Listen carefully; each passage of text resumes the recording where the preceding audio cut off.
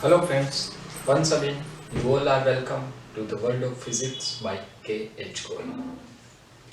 આજના લેક્ચરની અંદર આપણે સ્પ્રિંગમાં સંગ્રહિત સ્થિતિ ઊર્જાની વાત કરવાના છીએ. તો સૌપ્રથમ વાત કરીએ સ્થિતિ ઊર્જાની. તો સ્થિતિ ઊર્જા માટે આપણે એક સૂત્ર ભણી ગયા છીએ. સ્થિતિ ઊર્જાનું સૂત્ર છે delta U is equal to minus WC. જ્યાં ડેલ્ટા U એટલે સ્થિતિ ઊર્જાનો ફેરફાર, ડેલ્ટા U એ આવશે સ્થિતિ ઊર્જાનો ફેરફાર અને WC એ છે કન્ઝર્વેટિવ ફોર્સ દ્વારા થતું કાર્ય. કન્ઝર્વેટિવ ફોર્સ એટલે સંરક્ષી બળ. સંરક્ષી બળ દ્વારા થતું કાર્ય. તો આ આપણી પાસે એક સૂત્ર છે UF minus UI is equal to minus WC. Conservative force એટલે કે સંરક્ષી બળ દ્વારા થતું કાર્ય એ સ્થિતિ ઊર્જાના તફાવત જેટલું હોય. આ સંરક્ષી બળો કયા કયા છે?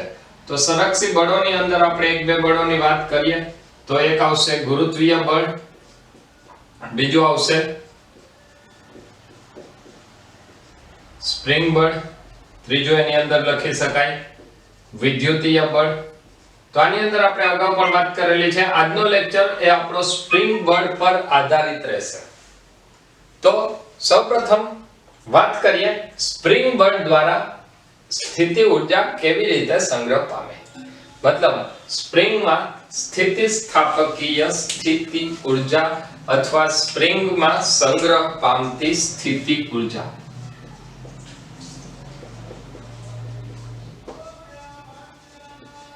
જો સ્પ્રિંગમાં સ્થિતિ ઊર્જાની વાત કરીએ તો આપણે સૂત્ર લખેલું છે UF UI મતલબ સ્થિતિ ઊર્જાનો ફેરફાર એ -WC સંરક્ષી બળ દ્વારા થતા કાર્યના ઋણ મૂલ્ય જેટલો હોય છે. તો સ્પ્રિંગની અંદર કેવી રીતે ઊર્જા સંગ્રહ પામે તો એના માટે અહીંયા એક સૌથી પહેલા આપણે એક ઉદાહરણ લઈએ. દાખલા તરીકે આ એક દ્રઢ આધાર છે, નીચે સપાટી છે જે ઘર્ષણ રહિત છે. આ સપાટીને મેં ઘર્ષણ રહિત લીધેલી છે.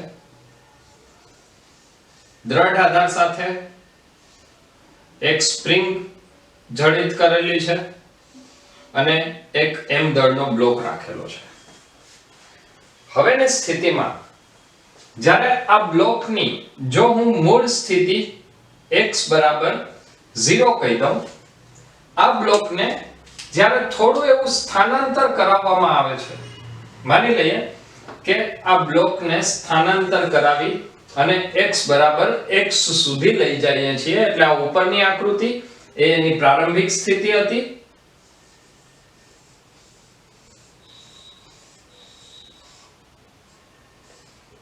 અને એ બ્લોકને આપણે x બરાબર 0 થી x જેટલું સ્થાનાંતર કરાવેલું છે. તો આ જે x જેટલું સ્થાનાંતર કરાવેલું છે એના માટે કોઈક આપણે બાહ્ય બળ લગાડશું ને એ બાહ્ય બળની વિરુદ્ધમાં સ્પ્રિંગ પોતે સ્પ્રિંગ બળ લગાડે છે, જેનું સૂત્ર આપણે ઓલરેડી ભણી ગયા છીએ. અને સ્પ્રિંગ બળનું સૂત્ર છે Fs. સ્પ્રિંગ બળને જો હું Fs વડે લખું તો Fs is equal to minus kx. Fs is equal to minus kx. જો સ્પ્રિંગ બળ વડે થતું કુલ કાર્ય જોતું હોય તો કુલ કાર્ય એ આપણને મળશે સંકલનમાં Fs dx. ક્યાંથી ક્યાં સુધી? તો સંકલન થશે 0 થી લઈ અને x સુધી. અચ્છા, આ કુલ કાર્ય કેવી રીતે મળે? તો એના માટે સૌથી પહેલા તો આપણે અહીંયા એ જોવું પડશે કે પદાર્થનું નાનું એવું જો dx સ્થાનાંતર વિચારીએ, dx સ્થાનાંતર લઈએ તો dx સ્થાનાંતર માટે થતું કાર્ય dw હોય. તો આ dw કાર્યને કેવી રીતે લખાય? dw બરાબર fx dx. તો હવે આવા નાના નાના dw સ્થાનાંતરને ભેગા કરી અને આપણે આખા સ્થાનાંતર x વિશે ચર્ચા કરીશું, જેના માટે આપણે સંકલનનો ઉપયોગ કરીએ છીએ. તો ફરીથી અહીંયા લખીએ, આ આવશે 0 થી x fs એટલે છે -kx dx, k સ્પ્રિંગ અચળાંક બહાર આવશે તો એ થાય -k, સંકલનમાં x dx નું સંકલન એ થશે x²/2. ક્યાંથી ક્યાં સુધી? 0 થી x સુધી. તો આ આપણને કાર્ય મળશે. કેનું કાર્ય? સ્પ્રિંગ બળનું કાર્ય એ થશે -kx²/2. લોઅર લિમિટ 0 છે એટલે એ પદ શૂન્ય થઈ જશે. આ આપણને કાર્ય મળ્યું. આ કાર્ય કેના દ્વારા થતું છે?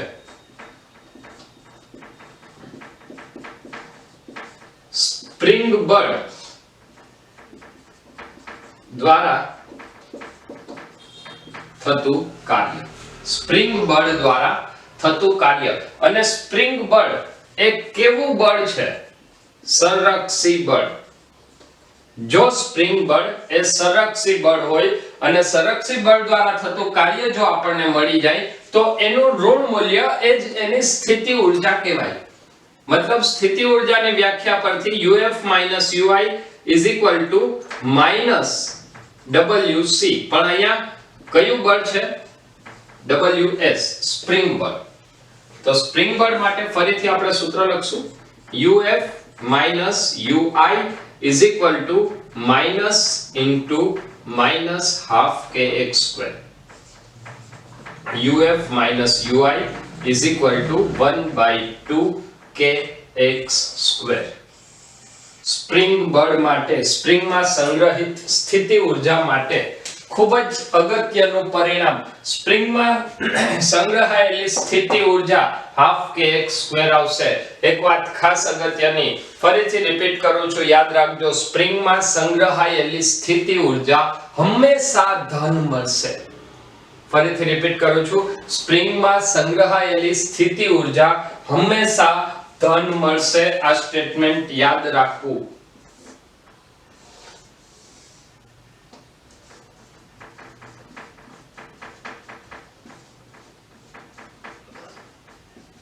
સ્પ્રિંગમાં સંગ્રહિત સ્થિતિ ઊર્જા હંમેશા કેવી હોય છે? ધન હોય છે. તો આપણે આ જે પરિણામ મળ્યું એ પરિણામ ઉપરથી આપણે સ્થિતિ ઊર્જાની વાત કરી, uf ui is equal to ½ kx². આ જ સ્થિતિમાં ફરીથી જો આપણે આ સૂત્ર મેળવવું હોય તો એને આપણે આલેખના સ્વરૂપમાં પણ મેળવી શકીએ. તો આલેખના સ્વરૂપમાં જો સ્થિતિ ઊર્જાની વાત કરવી હોય તો એ કેવી રીતે થાય? તો હવે આપણે ફરીથી સ્થિતિ ઊર્જાનું સૂત્ર આલેખના સ્વરૂપમાં મેળવશું. હવે આલેખની રીતે સ્થિતિસ્થાપકીય સ્થિતિ ઊર્જા મેળવીએ. તો આલેખની રીતે સ્થિતિસ્થાપકીય સ્થિતિ ઊર્જા માટે સૌથી પહેલું પરિણામ અહીંયા હું તમને એ કહીશ કે આપણે સ્થિતિ ઊર્જા મેળવવી છે. સ્થિતિ ઊર્જાનું સૂત્ર આવશે delta is equal to -wc અથવા -wsp. ws સ્પ્રિંગને કારણે લાગતું, સ્પ્રિંગ દ્વારા થતું કાર્ય. તો કાર્ય જે છે એ હંમેશા બળ ગુણ્યા સ્થાનાંતર વડે અપાય છે. જો કાર્ય બળ ગુણ્યા સ્થાનાંતર વડે અપાતું હોય તો આનો મતલબ એવો થાય, મેં તમને આગળ પણ ચેપ્ટર નંબર 3 ની અંદર વાત કરેલી છે જ્યારે આલેખ દોરતા શીખવાડ્યા ત્યારે, કે જ્યારે x અક્ષ અને y અક્ષનો આલેખ દોરવામાં આવે ત્યારે x અક્ષ ઉપરના પરિબળ અને y અક્ષ ઉપરના પરિબળથી બે શક્યતાઓ રહેલી છે. એક, બંનેનો ગુણાકાર કરો અને પરિણામ મેળવો, અને બીજું બંનેનો ભાગાકાર કરીને પરિણામ મેળવો. તો એ વાતને હું અત્યારે ડિટેલમાં નથી ચર્ચા કરું, તો હું તમને માત્ર એટલું જ કહું છું કે જ્યારે બંનેના ગુણાકારની વાત આવે તો આલેખ દ્વારા ઘેરાયેલા ક્ષેત્રફળથી પરિણામી ભૌતિક રાશિ મળશે. આલેખ દ્વારા ઘેરાયેલું ક્ષેત્રફળ એ જ આપણને સ્પ્રિંગમાં સંગ્રહિત સ્થિતિ ઊર્જા આપશે. આનો મતલબ કે હવે આપણે એક આલેખ દોરવો પડશે fs વિરુદ્ધ x નો. જો આપણે Fs વિરુદ્ધ x નો આલેખ દોરીએ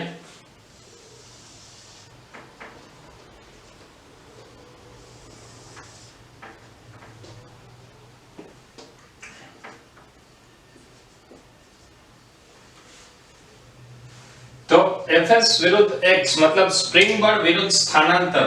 જો આ આલેખની આપણે વાત કરીએ તો આ આલેખની અંદર એક વાત અહીંયા એ આવશે કે જે દિશામાં તમે સ્થાનાંતર કરાવો છો એની વિરુદ્ધ દિશામાં સ્પ્રિંગ બળ લાગે છે. ફરીથી એક ઉદાહરણ લઉં છું.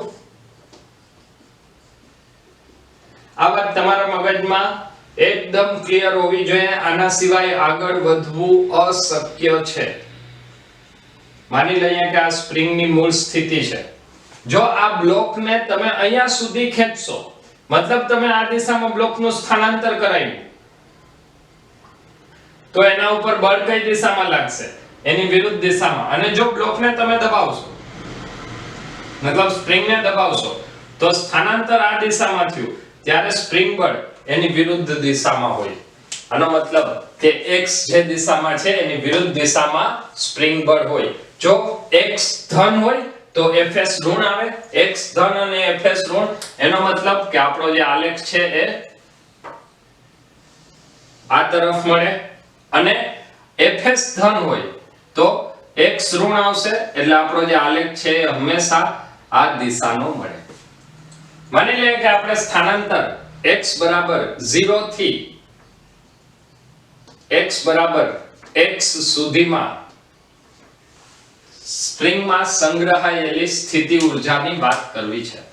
તો x બરાબર x સુધીમાં સ્પ્રિંગમાં સંગ્રહાયેલી સ્થિતિ ઊર્જા તો એના માટે આપણે આ આલેખ દ્વારા ઘેરાયેલું ક્ષેત્રફળ લેવું પડશે કારણ કે સ્થિતિ ઊર્જા બંનેના ગુણાકારથી મળે છે.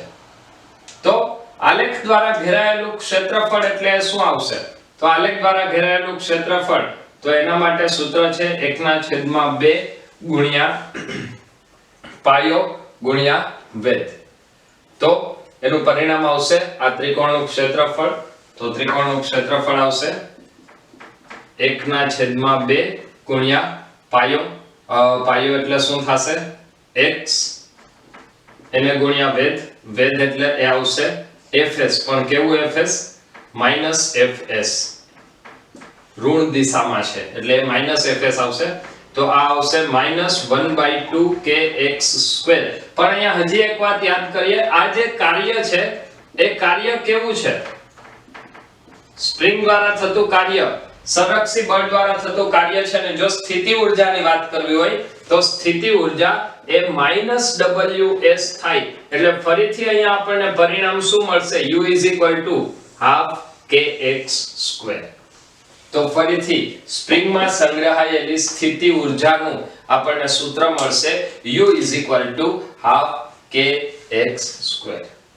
આના ઉપરથી હવે આપણે સ્પ્રિંગમાં સંગ્રહાયેલી સ્થિતિ ઊર્જાના થોડાક ખૂબ જ સરળ એવા દાખલાઓ જોઈ અને ત્યારબાદ ફરીથી આગળ સ્થિતિ ઊર્જાના નવા કન્સેપ્ટ તરફ આગળ વધીશું. હવે સ્પ્રિંગમાં સંગ્રહિત સ્થિતિ ઊર્જાની વાત કર્યા બાદ ફરીથી એની અંદર એક ક્વેશ્ચન છે. દાખલા તરીકે તમને એવું આપેલું છે m દળના પદાર્થને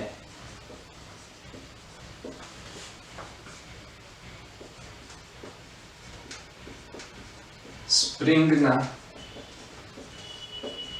મુક્ત છેડે લટકાવતા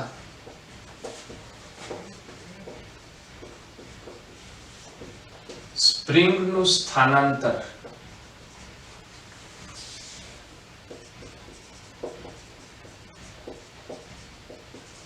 x જેટલું થાય છે.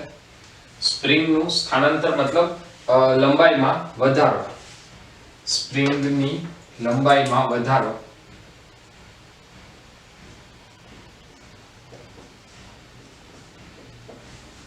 લંબાઈ x જેટલી વધે છે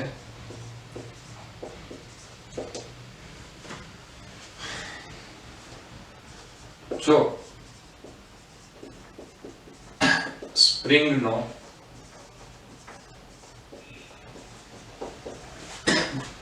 બળ અચળાંક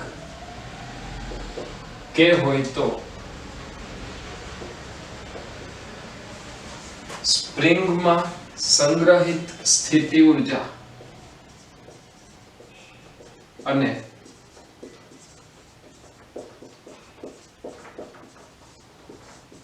તંત્રની સ્થિતિ ઊર્જા ગણો. સૌપ્રથમ તો આ ક્વેશ્ચનને સમજીએ. દાખલા તરીકે તમને એક એવી સ્થિતિ આપેલી છે કે જ્યાં સ્પ્રિંગનો એક છેડો મુક્ત છે. આ સ્પ્રિંગના મુક્ત છેડે જ્યારે m દળનો એક બ્લોક લટકાવીએ છીએ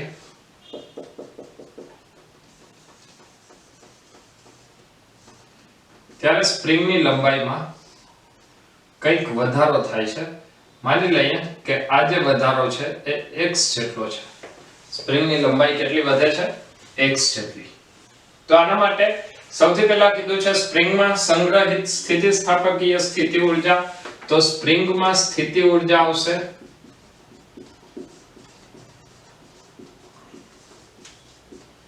U is equal to 1/2 kx². તો સ્થિતિ ઊર્જાનું સૂત્ર આવશે 1/2 kx². આ ઉપરાંત જો સ્થાનાંતર x જેટલું થાય તો અહીંયા સ્થિતિ ઊર્જામાં પણ ફેરફાર થાય. તો તંત્રની કુલ ઊર્જા એ બે ઊર્જા આવશે. સ્થિતિ ઊર્જા मतलब स्प्रिंग ने कारण स्प्रिंग में स्थिति ऊर्जा प्लस गुरुत्वीय स्थिति ऊर्जा. स्प्रिंग ની સ્થિતિ ऊर्जा આવશે 1/2 kx² પ્લસ m દળનો બ્લોક એના ઉપર લાગતું ગુરુત્વીય બળ mg અને એને કારણે થતું સ્થાનાંતર x જેટલું. તો અહીંયા કુલ ઊર્જા આવશે mgh plus 1/2 kx² plus mgx. આ જ પદને હજી જો x ને આપણે અલગ સ્વરૂપમાં ફેરવવું હોય તો અહીંયા આપણે ફરીથી લખી શકીએ કુલ ઊર્જા માટે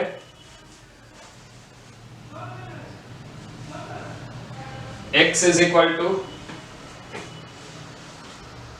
અહીંયા સંતુલન સ્થિતિએ કયા બળો લાગશે? નીચેની તરફ mg, ઉપરની તરફ સ્પ્રિંગ બળ અને સ્પ્રિંગ બળ છે Fs is equal to kx. તો આના ઉપરથી સંતુલન સમયે mg બરાબર k into x, તો x બરાબર થશે mg divided by k. ફરીથી x ની કિંમત આમાં મૂકીએ is equal to 1/2 k mg divided by k whole square એટલે m² g² by k². તો us is equal to m² g² divided by 2k. અથવા અહીંયા ફરીથી આપણે લખશું 1/2 k x નું મૂલ્ય છે. us નું આપણે સીધું મૂલ્ય લખી નાખીએ m² g² by 2k અને mg into x. તો એ આવશે પ્લસ mg અને x is equal to છે mg divided by k.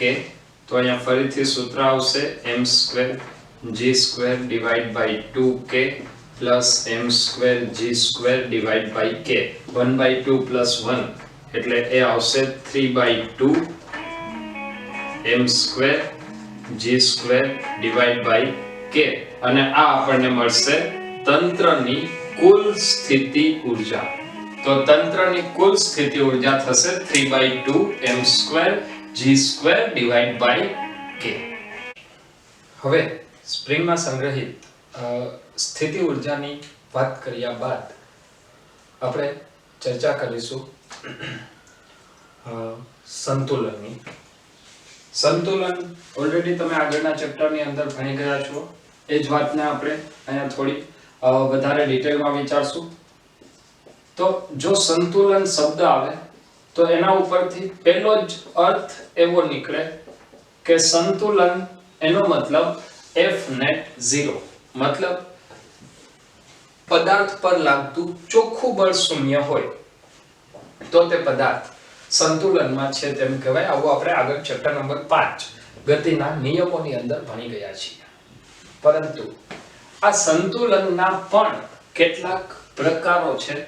તો હવે આપણે સંતુલનના પ્રકારો વિશે ચર્ચા કરીશું અને કયું સંતુલન ક્યારે છે તેની પણ આપણે આજના લેક્ચરમાં જ વાત કરીશું. તો સંતુલનના પ્રકારની અંદર પહેલો પ્રકાર આવશે સ્થિર સંતુલન,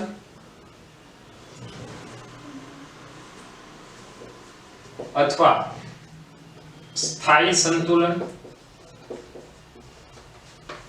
બીજો પ્રકાર આવશે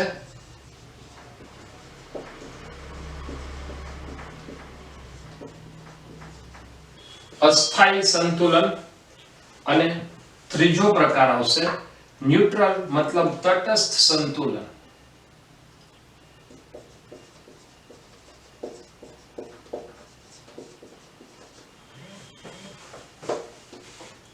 સ્થાયી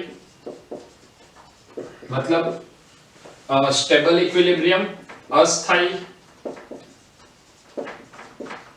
અનસ્ટેબલ ઇક્વિલિબ્રિયમ અને તટસ્થ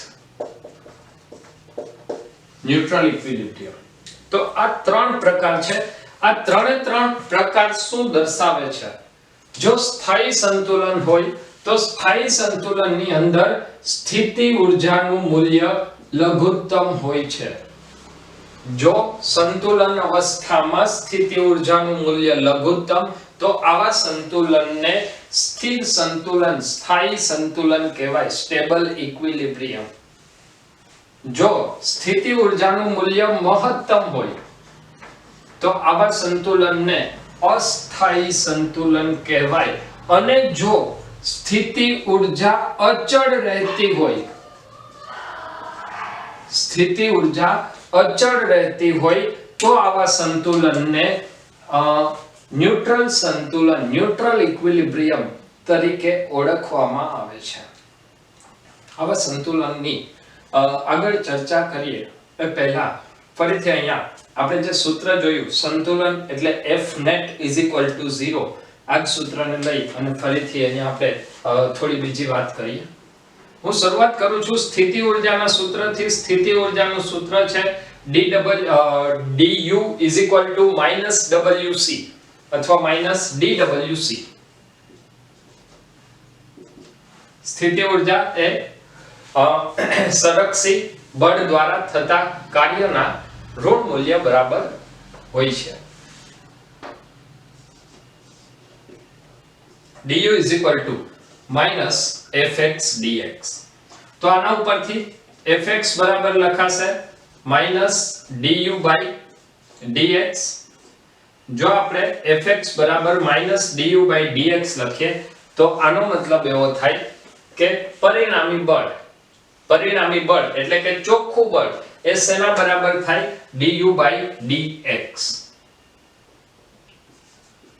તો F net એટલે કે ચોખ્ખું બળ એ કેના બરાબર થશે? du/dx બરાબર. આ du/dx છે ને એવી રીતે પણ વિચારી શકાય du/dx, આને બીજા શબ્દમાં કહેવું હોય તો એવું પણ કહી શકાય d/dx of u. અથવા આને આપણે બીજી રીતે વિચારીએ તો du/dx ક્યારે લખાય? તો આપણે વેગ માટે લખીએ છીએ dx/dt અને dx/dt બરાબર v લખીએ એનો મતલબ કે x વિરુદ્ધ t નો ઢાળ એ વેગ આપે છે. જો x વિરુદ્ધ t નો ઢાળ વેગ આપતો હોય તો અહીંયા du/dx છે, મતલબ આનો અર્થ શું થશે? u વિરુદ્ધ x નો ઢાળ, u વિરુદ્ધ x ના ઢાળનું ઋણ મૂલ્ય એ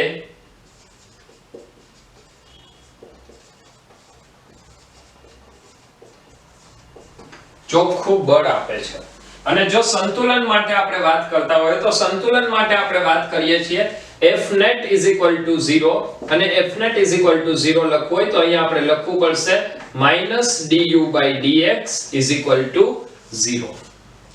તો -du/dx = 0 આ પદ ક્યારે લખાય?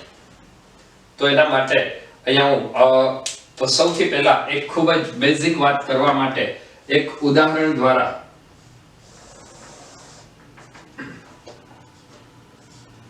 તમને સંતુલનની અવસ્થાઓ સમજાવીશ. દાખલા તરીકે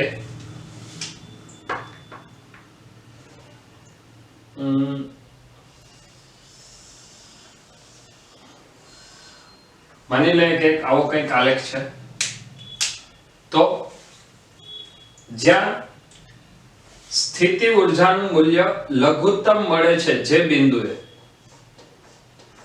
સ્થિતિ ઊર્જાનું મૂલ્ય લઘુત્તમ, તો ત્યાં સ્પર્શક કેવો હશે? x અક્ષને સમાંતર. x અક્ષને સમાંતર તો du/dx કેટલું થાય? 0. તો આ એનું લઘુત્તમ મૂલ્ય થશે. ફરીથી રિપીટ કરું છું, du/dx 0 એનો મતલબ કે u એ x સાપેક્ષે અચળ હોવી જોઈએ. તો u x સાપેક્ષે અચળ ક્યારે થાય? આ બિંદુ કે જ્યાં સ્પર્શક x અક્ષને સમાંતર થાય.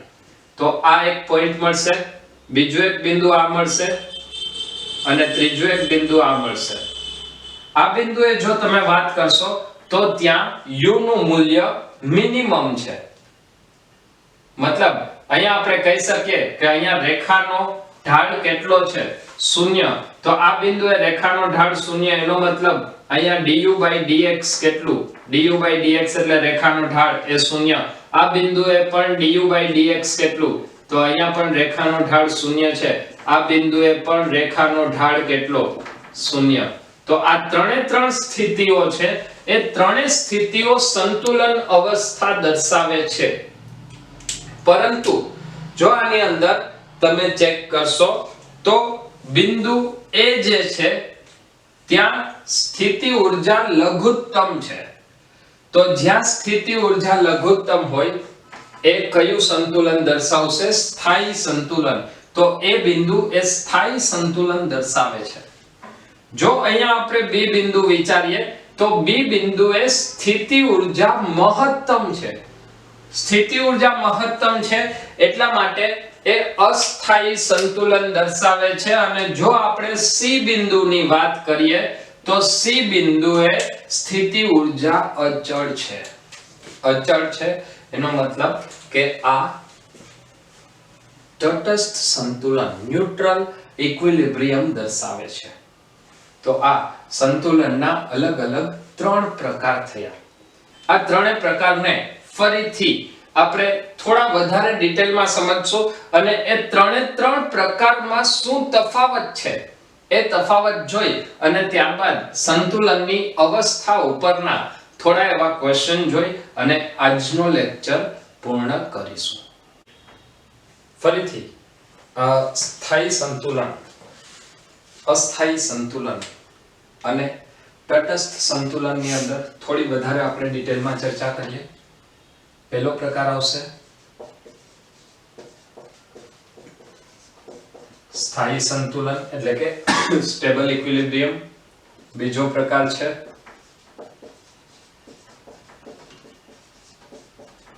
અસ્થાયી સંતુલન, અનસ્ટેબલ ઇક્વિલિબ્રિયમ.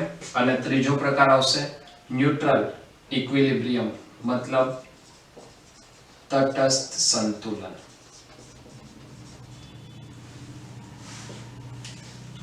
તો આ ત્રણેય પ્રકારની અંદર આપણે અત્યાર સુધીમાં જેમ વાત કરેલી હતી કે જો સ્થાયી સંતુલન હશે તો સ્થાયી સંતુલનમાં સ્થિતિ ઊર્જાનું મૂલ્ય મિનિમમ હોય. અસ્થાયી સંતુલનની જો વાત કરીએ તો અસ્થાયી સંતુલનમાં સ્થિતિ ઊર્જા મહત્તમ હોય અને તટસ્થ સંતુલનની અંદર સ્થિતિ ઊર્જાનું મૂલ્ય અચળ હોય છે. આ એક પહેલો મુદ્દો જેની આપણે ઓલરેડી વાત કરી લીધી છે. ત્યારબાદ જો હજી આનાથી આગળ વાત કરીએ તો સ્થાયી સંતુલન માટે કોઈ પણ પ્રકારનું સંતુલન હોય તો હંમેશા બળનું મૂલ્ય 0 હોય. બળનું મૂલ્ય 0 એટલે Fx બરાબર 0. તો 3 એ 3 સંતુલનની અંદર Fx ચોખ્ખું બળ કેટલું આવશે? 0. જો ચોખ્ખું બળ 0 લઈએ તો આપણે હમણાં આગળ વાત કરેલી હતી એમ બળ એ ઋણ ઢાળ હતો. કેનો? F વિરુદ્ધ x નો ઋણ ઢાળ. મતલબ અહીંયા ફરીથી એક નવું પરિણામ મળશે. Fx = -du/dx = 0. ફરીથી -du/dx = 0. તો 3 એ 3 ની અંદર આપણને ફરીથી એક પરિણામ મળશે. ચોખ્ખું બળ 0, du/dx 0. હવે વાત એ આવશે કે ક્યારે u મિનિમમ હોય, ક્યારે u મેક્સિમમ હોય અને ક્યારે u અચળ હોય, આ કેમ નક્કી કરી શકાય? તો આ નક્કી કરવા માટે મેં તમને આગળ વિકલનનો જે લેક્ચર લીધેલો છે એ લેક્ચરની અંદર પણ આ વાત કરેલી હતી કે જો તમારે નક્કી કરવું હોય કે u મિનિમમ છે, મેક્સિમમ છે કે અચળ છે તો એના માટે તમારે આનું બીજું વિકલન કરવું પડશે. મતલબ જો તમે અહીંયા d2u/dx2 લેશો અને એનું મૂલ્ય ગ્રેટર ધેન 0 હોય, દ્વિતીય વિકલનનું મૂલ્ય જો 0 કરતા મોટું હોય તો ઊર્જા લઘુત્તમ હોય. એવી જ રીતે જો d2u/dx2 નું મૂલ્ય 0 કરતા ઓછું હશે તો ઊર્જા મહત્તમ હશે અને જો આ મૂલ્ય 0 હોય તો ઊર્જા અચળ હોય. મતલબ ફરીથી એક નવો મુદ્દો આવશે કે સ્થિતિ ઊર્જા લઘુત્તમ છે, મહત્તમ છે કે 0 છે એ કેવી રીતે ખબર પડે? તો એની અંદર જો દ્વિતીય વિકલનનું મૂલ્ય ધન તો સ્થિતિ ઊર્જા લઘુત્તમ, દ્વિતીય વિકલનનું મૂલ્ય ઋણ તો સ્થિતિ ઊર્જા મહત્તમ અને દ્વિતીય વિકલનનું મૂલ્ય 0 તો સ્થિતિ ઊર્જા અચળ આવશે. ફરીથી હજી પ્રશ્ન એ છે કે આ સ્થાયી સંતુલન, અસ્થાયી સંતુલન અને તટસ્થ સંતુલન શું છે? તો એના માટે ફરીથી એને પહેલા એક વાક્યમાં આપણે લખીએ, ત્યારબાદ હું તમને એનું એક ઉદાહરણ આપીશ. સ્થાયી સંતુલનની અંદર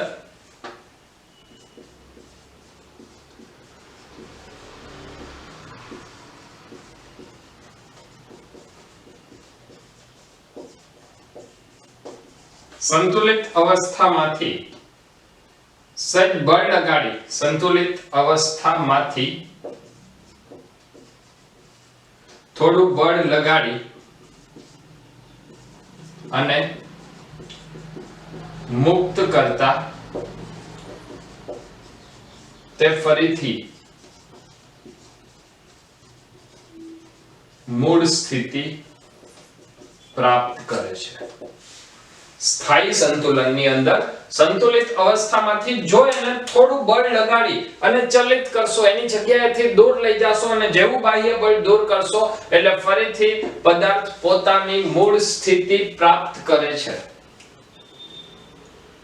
ત્યારબાદ અસ્થાયી સંતુલનમાં જો આ સંતુલિત અવસ્થામાંથી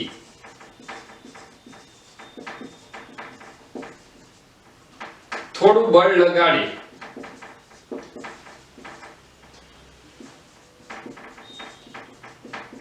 અને મુક્ત કરીએ તો તે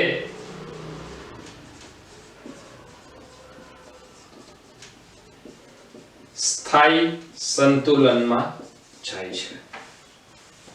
મતલબ જે સ્થાયી સંતુલન છે એ પોતાની જગ્યાએ ફરીથી આવશે. ત્યાં કોઈક એવું બળ લાગે છે કે જે બળ એને ફરીથી મૂળ સ્થિતિ પ્રાપ્ત કરાવે છે, જ્યારે અહીંયા પદાર્થ સંતુલિત છે પરંતુ ત્યાં જો થોડુંક પણ બળ લગાડવામાં આવશે એટલે એની આખી અવસ્થા બદલાય અને છેલ્લે મહત્તમ સ્થાયી સંતુલન, મતલબ ત્યાં સ્થિતિ ઊર્જાનું મૂલ્ય મિનિમમ છે એવી અવસ્થામાં વયું જશે. અને જો તટસ્થ સ્થિતિની વાત કરીએ તો તટસ્થ સંતુલનમાં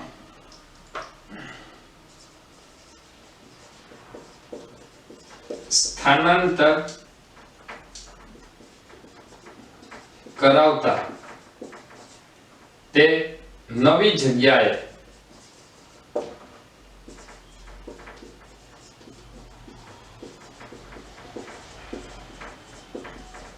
સંતુલનમાં જ રહેશે. સ્થાનાંતર જ્યાં એને કરાવશું તો એ જગ્યાએ પણ તે સંતુલનમાં જ રહેશે. આ જ વાતને હજી વધારે ક્લિયર કરીએ એક ઉદાહરણ દ્વારા.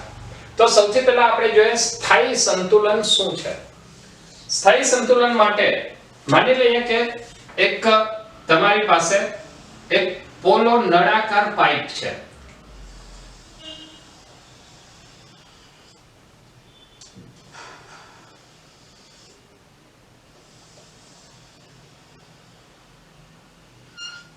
આ પોલા નળાકાર પાઇપની અંદર એક ઘર્ષણ રહિત બોલને તમે રાખેલો છે જે આ પાઇપની અંદર ઘર્ષણ રહિત ગતિ કરી શકે છે. જો આ ગોળાને તેની જગ્યાએથી થોડુંક બળ લગાડી અને ગતિ કરાવવામાં આવે, મતલબ એને બાહ્ય બળથી અહીંયા સુધી સ્થાનાંતર કરાવો અને હવે જો તમે બાહ્ય બળ દૂર કરશો તો આ ગોળો ફરીથી ક્યાં આવશે? મૂળ સ્થિતિ પ્રાપ્ત કરશે.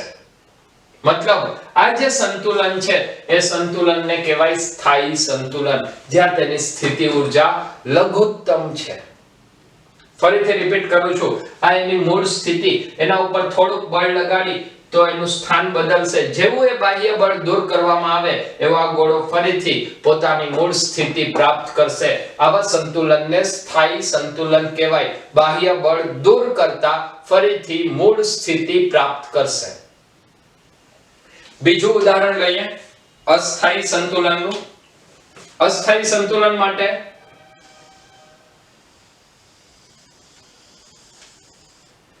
ફરીથી એક એવો જ પોલો નળાકાર વિચારીએ જેની અંદર એક ગોળો ઘર્ષણ રહિત ગતિ કરી શકે તેમ છે અને આ ગોળાને આ નળાકારની એક્ઝેક્ટ ઉપરના બિંદુએ સ્થિર કરેલો છે. મતલબ આ ગોળો અહીંયા સ્થિર છે.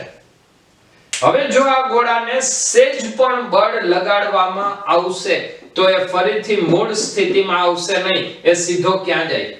નીચેના બિંદુએ ક્યાં સ્થિર થશે? જ્યાં સ્થાયી સંતુલન હતું. તો આ સ્થિતિ શું દર્શાવે છે? ઉપર તે સ્થિર છે, મતલબ સંતુલનમાં છે, પરંતુ એવા સંતુલનમાં છે કે જ્યાંથી થોડુંક પણ બળ લગાડવામાં આવે તો આ બળથી એ ગતિ કરી અને એવા બિંદુએ સ્થિર થાય છે કે જ્યાં સ્થાયી સંતુલન છે. તો આવા પ્રકારનું જે સંતુલન છે એ સંતુલનને કહેવાય અસ્થાયી સંતુલન. હવે અસ્થાયી સંતુલન બાદ તટસ્થ સંતુલનની વાત કરીએ. તટસ્થ સંતુલન કોને કહેવાય? દાખલા તરીકે હું એક સમતલ સપાટી લઉં છું. આ સમતલ સપાટી ઉપર એક બોલ, એક દડો રહેલો છે. આ દડાની મૂળ સ્થિતિ કોઈ એક બિંદુ A આગળ છે. જો એને A થી B સુધી સ્થાનાંતર કરાવવામાં આવે અને જો બાહ્ય બળ દૂર કરવામાં આવે તો આ દડો B બિંદુએ પણ સ્થિર રહેશે. મતલબ એ ઉપર તો સંતુલનમાં હતો જ. આને તમે કોઈ પણ બિંદુએ લઈ જાઓ, આ સપાટીના દરેક બિંદુએ તે પોતે નવી સંતુલન અવસ્થામાં રહેશે અને જો આવી સ્થિતિનું નિર્માણ થાય તો ત્યાં સ્થિતિ ઊર્જાનો ફેરફાર થતો નથી. મતલબ અહીંયા સ્થિતિ ઊર્જા અચળ કહેવાય અને આવા સંતુલનને ન્યુટ્રલ ઇક્વિલિબ્રિયમ કહે છે. તો આ સંતુલનના ત્રણ પ્રકાર છે જેના ઉપરથી આપણને ખબર પડશે કે પદાર્થ મૂળ સ્થિતિ પ્રાપ્ત કરશે અથવા અલગ સ્થિતિમાં જશે અથવા છે ત્યાં જ સ્થાયી રહેશે. તો એના માટેની ક્વેશ્ચન માટેની શરત શું એ હજી એકવાર રિપીટ કરું છું. સ્થાયી સંતુલન માટે d2u/dx2 greater than 0 કારણ સ્થિતિ ઊર્જા લઘુત્તમ. અસ્થાયી સંતુલન સ્થિતિ ઊર્જા મહત્તમ d2u/dx2 less than 0 અને ન્યુટ્રલ ઇક્વિલિબ્રિયમ માટે સ્થિતિ ઊર્જા અચળ d2u/dx2 બરાબર 0 થાય. હવે આજે આપણે પરિણામો મેળવેલા છે એ પરિણામો પરથી ક્વેશ્ચન્સ કઈ રીતના આવી શકે મતલબ આ પરિણામોની જરૂર ક્યારે પડશે તેના ઉપરના હવે આપણે દાખલાઓની ચર્ચા કરીશું. હવે એક ક્વેશ્ચન લે જેની અંદર સંતુલનનું સ્થાન અને સંતુલનનો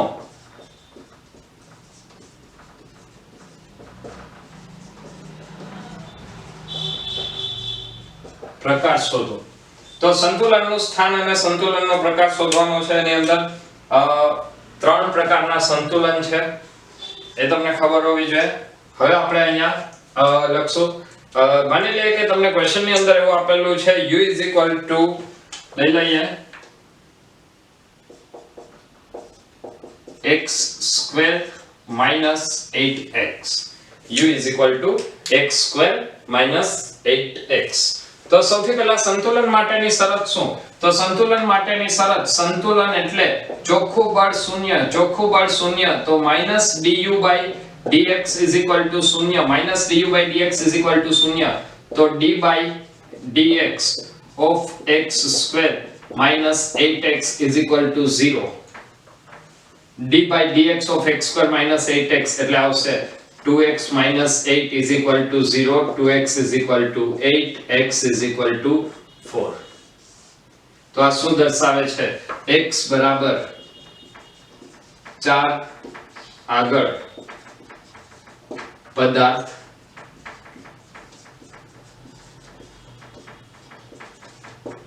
સંતુલનમાં છે. x બરાબર 4 આગળ પદાર્થ સંતુલનમાં છે. હવે આપણે એ શોધવાનું છે એના સંતુલનનો પ્રકાર કયો છે. મતલબ એની સ્થિતિ ઊર્જા મહત્તમ છે, મેક્સિમમ છે કે તટસ્થ છે. તો એના માટે શું કરવાનું? તો સંતુલનના પ્રકાર માટે આપણે લેવું પડશે d2u/dx². તો d2u/dx² માટે આપણે લખશું d/dx of x² - 8x નું દ્વિતીય વિકલન d/dx of આનું વિકલન આપણને મળ્યું હતું 2x - 8. તો અહીંયા આવશે 2. તો આ જે જવાબ મળ્યો d2u/dx² એ ગ્રેટર ધેન 0 છે. ગ્રેટર ધેન 0 એનો મતલબ કે સ્થિતિ ઊર્જાનું મૂલ્ય કેવું હોય? જવાબ ધન. તો સ્થિતિ ઊર્જાનું મૂલ્ય ઋણ હોય. સ્થિતિ ઊર્જાનું મૂલ્ય ઋણ. તો આ કયા પ્રકારનું સંતુલન થાય? આ સંતુલનને કહેવાય સ્થાયી સંતુલન. તો આ પદાર્થ x બરાબર 4 આગળ સ્થાયી સંતુલનમાં છે તેમ કહેવાય. બીજો ક્વેશ્ચન જોઈએ જેની અંદર ફરીથી તમને એ જ વસ્તુ શોધવાની કીધી છે અને એની અંદર હું લખું છું u = 12x - x³. ચલો 12x - x³. તો આની અંદર સંતુલનનું સ્થાન શોધવાનું છે અને સંતુલનનો પ્રકાર શોધવાનો છે. તો સૌથી પહેલા આપણે શરૂઆત કરશું જે u આપેલું છે સંતુલન માટે. ચલો ફરીથી સોલ્યુશનની શરૂઆત કરીએ. સંતુલન માટે શું હોવું જોઈએ? ચોખ્ખું બળ 0. ચોખ્ખું બળ 0 એનો મતલબ આપણે હમણાં જે સૂત્ર મેળવ્યું એ સૂત્ર શું હતું? du/dx = 0.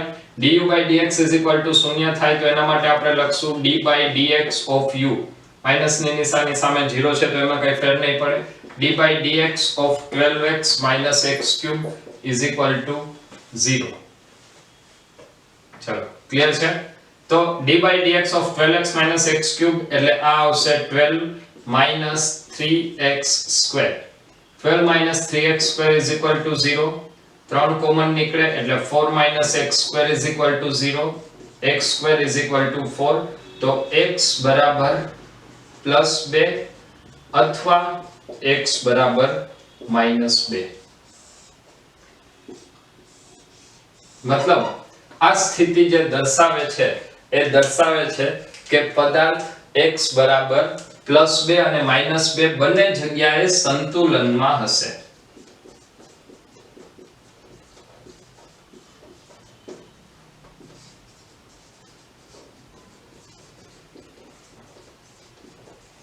બંને સ્થિતિએ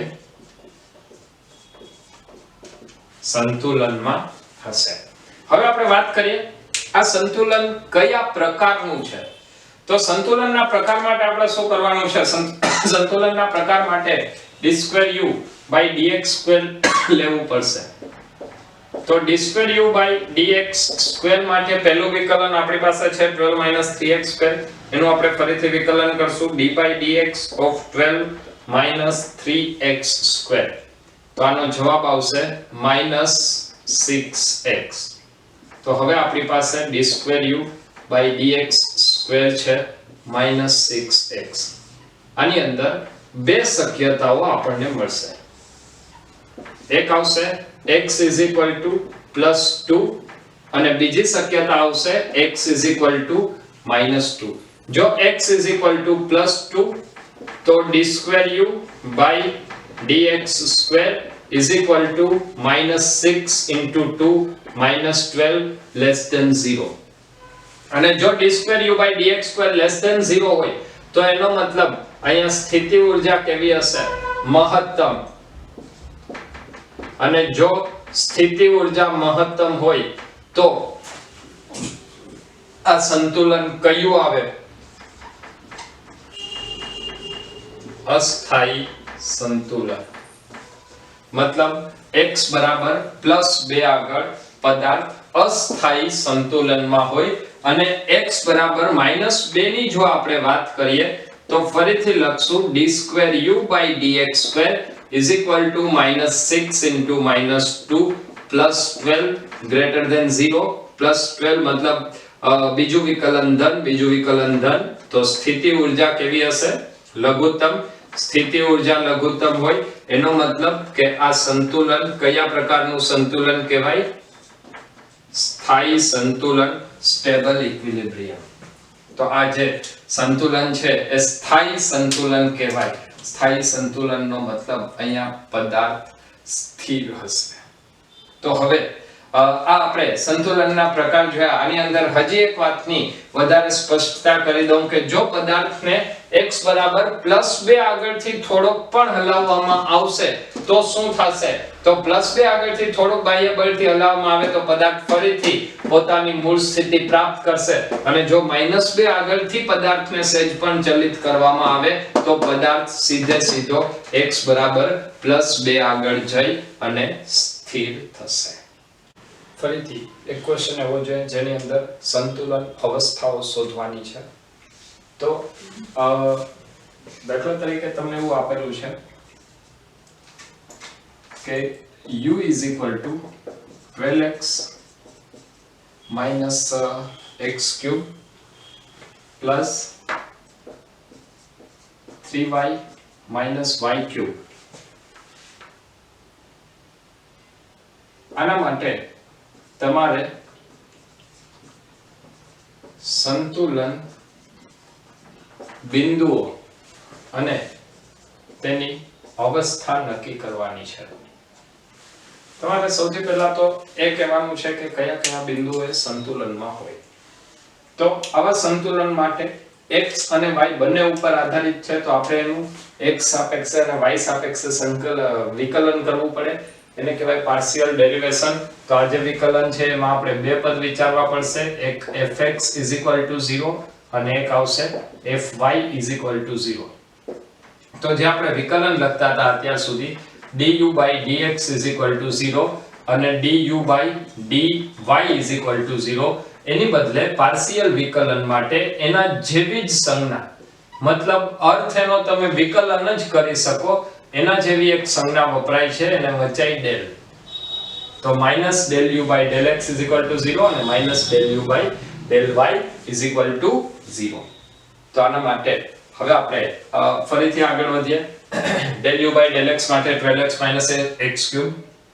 તો del by del x of 12x minus x cube is equal to 0 અને del by del y of 3y minus y cube is equal to 0. તો આના માટે del by del x of 12x minus x cube is equal to 0. તો એના માટે આપણને પરિણામ મળશે 12 minus 3x square is equal to 0. 12 minus 3x square એટલે આવશે 4 minus x square is equal to 0. તો x ના બે મૂલ્ય મળશે plus or minus 2. અને જો y ની વાત કરીએ તો y ની અંદર આવશે 3 minus 3y square is equal to 0. તો y square is equal to 1, y is equal to plus or minus 1. y ના પણ બે મૂલ્ય આવશે. આનો મતલબ x ના એવા બે મૂલ્ય જ્યાં x સાપેક્ષે સંતુલનમાં હોય, y ના એવા બે મૂલ્ય જ્યાં y સાપેક્ષે સંતુલનમાં હોય. તો આ પરિણામ શું દર્શાવે છે? ચલો એની આપણે વાત કરીએ. તો આ પરિણામ લેવા માટે ફરી પાછું આપણે x plus or minus 2 અને y plus or minus 1 બંનેને ચેક કરવું પડશે કે ત્યાં કયા સંતુલનમાં છે. તો સૌથી પહેલા હું અહીંયા લખું છું x is equal to +2 માટે. તો x is equal to +2 લેશું તો એનું દ્વિતીય વિકલન લેવું પડશે. દ્વિતીય વિકલન એટલે del square x by del x square અને del square x by del x square એટલે 12 minus 3x square નું વિકલન એટલે એ આવશે -6x. જો દ્વિતીય વિકલન -6x આવે આ પદને હું ફરીથી અહીંયા લખું છું del square x del square u by del x square is equal to 12 minus 3x square નું વિકલન આવશે -6x. -6x માટે આપણે બે વખત x લેવું પડશે. એક વખત લેશું x is equal to +2 અને એક વખત લેશું x is equal to -2. તો x is equal to +2 માટે શું આવશે જવાબ? x is equal to +2 લઈએ તો એ જવાબ આવશે -12 અને -2 લઈએ તો એ જવાબ આવશે +12. -12 less than 0 +12 greater than 0 less than 0 જવાબ ઋણ. તો સ્થિતિ ઊર્જા મહત્તમ, જવાબ ધન. તો સ્થિતિ ઊર્જા લઘુત્તમ, સ્થિતિ ઊર્જા મહત્તમ. એનો મતલબ એ સંતુલન કેવું? અસ્થાયી સંતુલન. અને સ્થિતિ ઊર્જા લઘુત્તમ તો એ સંતુલન કેવું કહેવાય? સ્થાયી સંતુલન.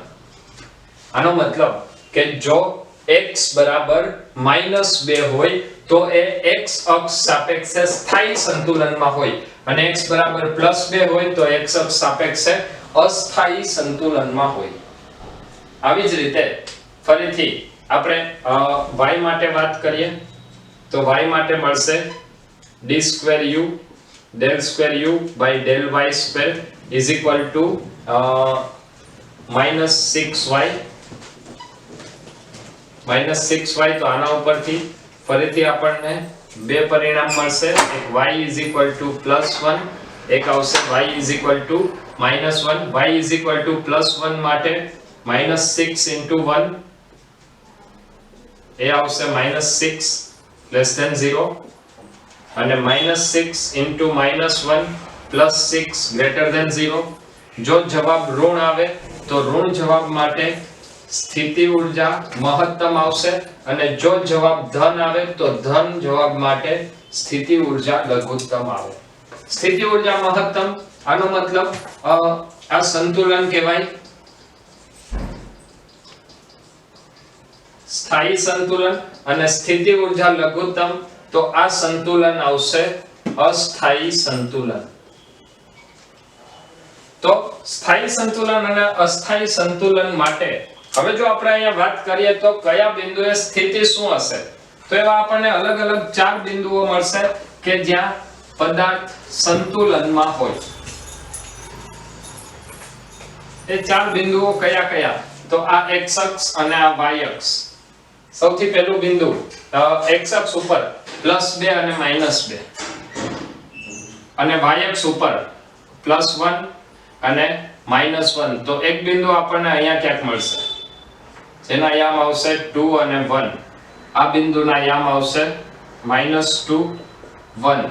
અહીંયા એક બિંદુ મળશે એના યામ આવશે -2 -1 અને અહીંયા એક બિંદુ મળશે એના યામ આવશે +2 -1. હવે જો આની અંદર તમને એવું પૂછવામાં આવે, પર્ટિક્યુલર એવો ક્વેશ્ચન પૂછે કે આ બિંદુ માટે સ્થાયી સંતુલન છે કે અસ્થાયી સંતુલન કે કયું સંતુલન, તો એનો જવાબ શું લખશો? આપણે આખું પરિણામ મેળવી લીધું છે. હવે પરિણામના કન્ક્લુઝનની વાત કરવાની છે કે એનો અર્થ શું થાય. તો એના અર્થ માટે 2 અને 1 ઉપર અલગ અલગ સંતુલન છે.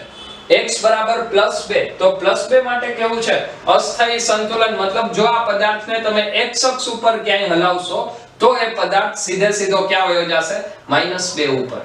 ફરીથી રિપીટ કરું છું, x બરાબર +2 આગળ સંતુલન કયું છે? અસ્થાયી સંતુલન. તો આને જો x અક્ષ ઉપર ગતિ કરાવવામાં આવે તો એ સીધો ક્યાં જશે? -2 ઉપર. પરંતુ y બરાબર +1 જે સ્થાયી સંતુલનમાં છે, જો આને y અક્ષ ઉપર ગતિ કરાવવામાં આવશે તો એ ફરીથી પોતાની જગ્યાએ આવશે.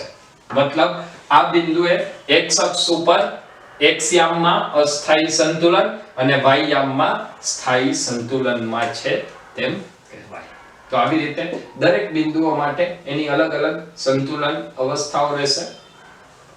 હવે આપણે જે સ્થિતિ ઊર્જા વિરુદ્ધ સ્થાનાંતરનો આલેખ જોયેલો હતો, એવા જ એક આલેખ ઉપરથી ફરીથી એક ક્વેશ્ચન જોઈ અને આપણે આજનો લેક્ચર પૂર્ણ કરીશું. એક છેલ્લો આજના લેક્ચરનો ક્વેશ્ચન લઈએ કે જેના મદદથી u મિનિમમ માં મતલબ સ્થાયી સંતુલનમાં તમને કન્ફ્યુઝન ના રહે. તો ફરીથી હું તમને એક ક્વેશ્ચન આપું છું જે u વિરુદ્ધ x નો આલેખ છે. આ આલેખ માની લઈએ કે આપણને કંઈક આવા પ્રકારનો મળે છે. તો આ આલેખની અંદર આપણે જુદી જુદી સ્થિતિઓ લઈએ. દાખલા તરીકે અલગ અલગ બિંદુઓ હું દર્શાવું છું. આને કહું છું બિંદુ A, B, C, D, E, F અને G. આ અલગ અલગ બિંદુઓ માટે દરેક બિંદુએ સંતુલનનો પ્રકાર જણાવવાનો છે. તો દરેક બિંદુએ સંતુલનનો પ્રકાર કયો આવશે? તો એ બિંદુ છે એ બિંદુએ અસ્થાયી સંતુલન આવે. C બિંદુએ અસ્થાયી સંતુલન, E પર પણ અસ્થાયી સંતુલન, G પર અસ્થાયી સંતુલન, B પાસે આવશે સ્થાયી, D પાસે પણ સ્થાયી સંતુલન અને F પાસે પણ સ્થાયી સંતુલન. હવે ક્વેશ્ચન એ થશે કે જો B અને D ની વાત કરવામાં આવે તો B અને D માં બંનેમાં કંઈક ઊર્જાનો તફાવત છે. તો આમાં B કરતા D ની સ્થિતિ ઊર્જા ફરીથી ઓછી છે. મતલબ UB is greater than UD. તો આ સ્થિતિમાં D ની સ્થિતિ ઊર્જા ઓછી છે. તો શું UD અને UB બંનેને સ્થાયી સંતુલન કહેવાય? તો આનો જવાબ આવશે બંને બિંદુઓ સ્થાયી સંતુલનમાં છે. મતલબ જે સ્થાયી સંતુલન છે એની આસપાસના વિસ્તાર ઉપર આધારિત હોય. B માટે જો વાત કરીએ તો B માટે માની લઈએ કે આપણે આટલા પાર્ટની વાત કરીએ તો એમાં B સ્થાયી સંતુલનમાં છે. D માટે ફરીથી એના આસપાસના વિસ્તારની વાત કરીએ તો એમાં D સ્થાયી સંતુલનમાં છે. F માટે પણ ફરીથી એ જ સ્થિતિ આવશે. તો આ કન્સેપ્ટને લઈ અને કન્ફ્યુઝનમાં ન રહેવું. B, D, F અથવા તો A, C, E, G તમામ માટે અસ્થાયી સંતુલન, જ્યારે B, D, F જેવા બિંદુઓ માટે સ્થાયી સંતુલનમાં હોઈ શકે. મતલબ જે તે પરિસ્થિતિ ઉપર અલગ અલગ સ્થિતિ ઊર્જા માટે પણ પદાર્થ સ્થાયી સંતુલન અને અસ્થાયી સંતુલનમાં હોઈ શકે. ફરીથી નેક્સ્ટ લેક્ચરની અંદર કંઈક આવા જ નવા કન્સેપ્ટ સાથે ખૂબ જ ઝડપથી મળીએ છીએ. તો ત્યાં સુધી બધા મહેનત કરતા રહો. Wish you all the best.